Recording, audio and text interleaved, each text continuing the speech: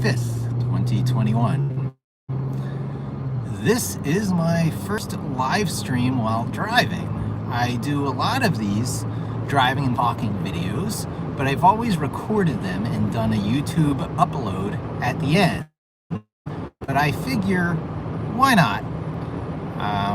It's certainly not really live streaming. It's doing some sort. I'm on 5G with a power cord on my phone, so let's give it a try.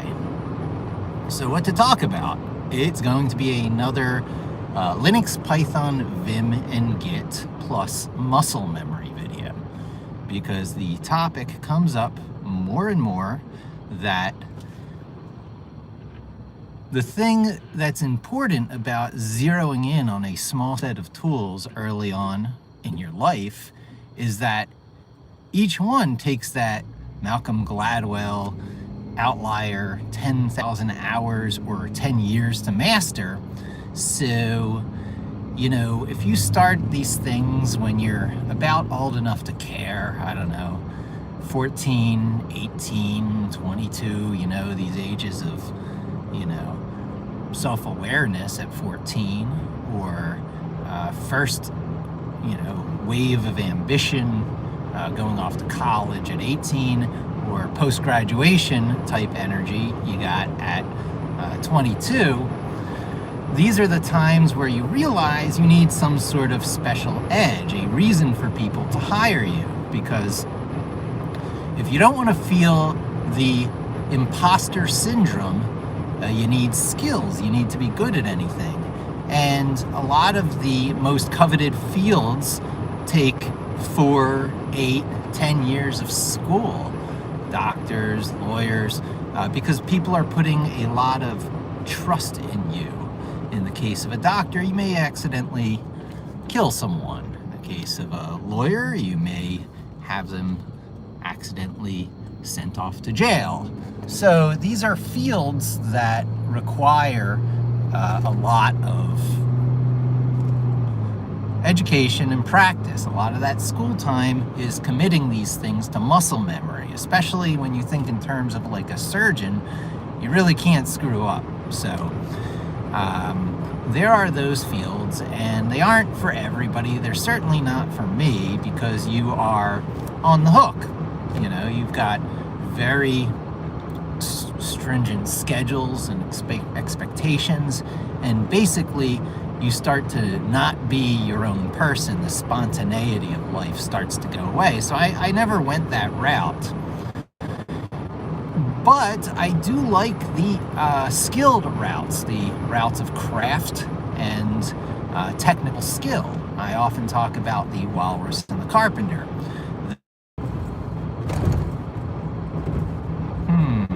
Okay, so streaming issues. I had to hit reconnect, but this will continue to be the brave experiment. I could actually exit out and start ahead of the curve. Am I on this?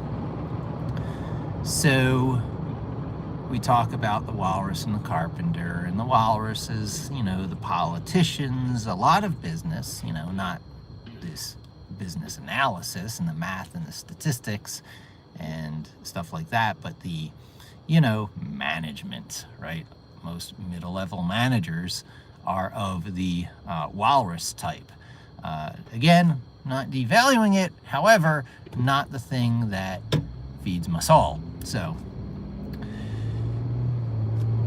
given the 10 years or 10,000 hours that Malcolm Gladwell talks about, that it requires to achieve spontaneous mastery, to be able to do something without thinking, to have the mechanics of the thing fade into the background, the earlier you start, the better, especially if you're starting on something that is love-worthy, because it's fair to say that you can make improvements for the rest of your life. You can, for example, never stop learning Vim, the text editor that I talk about a lot. Linux, Python, Vim, and Git. Much of the tech industry was forged on Vim, and Other things like the O'Reilly company, Tim O'Reilly, his whole company was sort of, I guess you would say, launched on his VI and VIM book.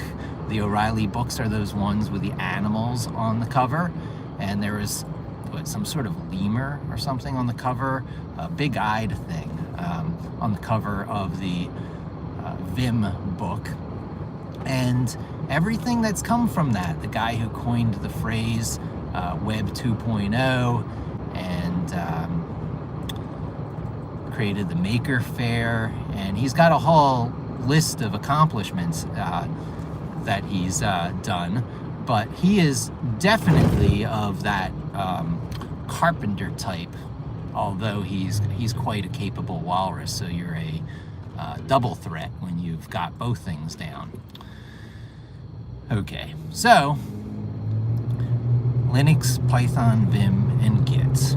I'm going to say a few things about each one to sort of put it in perspective for perhaps the early sojourner starting out, journeyman, voyager, who's deciding what tools to take up. I was quite pleased with my last video on where to run your code. The views are going up slowly but steadily, slightly more than my average, because it's something everyone struggles with. You're interested in code professionally as a professional programmer is the main thing. Call yourself a programmer, get paid for programming.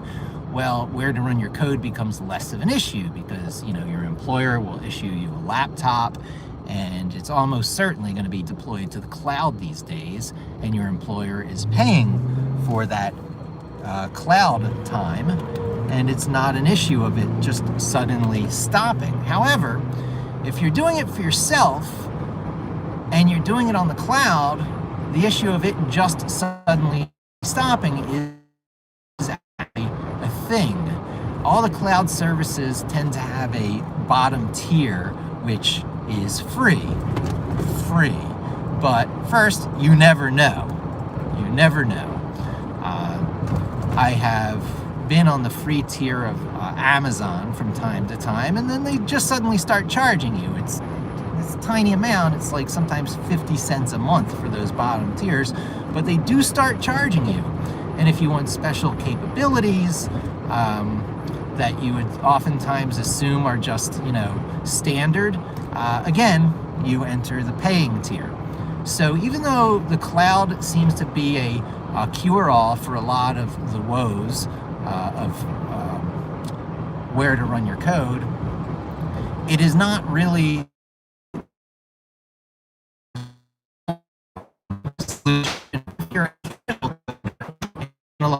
for a few months, come back to it.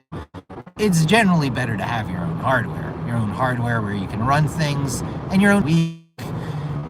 And see, I've experimented with a lot of different ways to do it, and I won't get deeply into it, except that the one best way right now, which has an exit plan if it turns out to not be the best way, and which seems to have a lot of life in it anyway, is Linux containers on a network application server. Okay, so a NAS servers, there's a lot of Kickstarters for, personal clouds and stuff, and, pieces of due to the disjointed experience if this, while driving, keeps going on.